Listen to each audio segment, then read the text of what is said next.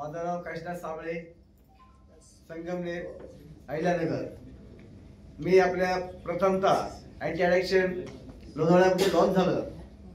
मला सवय होती RMD काळजी दिवसाला 5-6 RMD मी फस्त करायचो। काय तो सकाळी चहा झाला का दुकानाकडे आपली ओढ लागली, दुकानाकडे घेतले का संध्याकाळी तिथे घेणार, संध्याकाळी घेणार। परंतु अँटी ॲडिक्शनचं लॉन्चिंग झालं त्या दिवशी मी लोणावळ्याला होतो, तर मला एक कुतूहल वाटलं, मला आमच्यामध्ये बघा सर।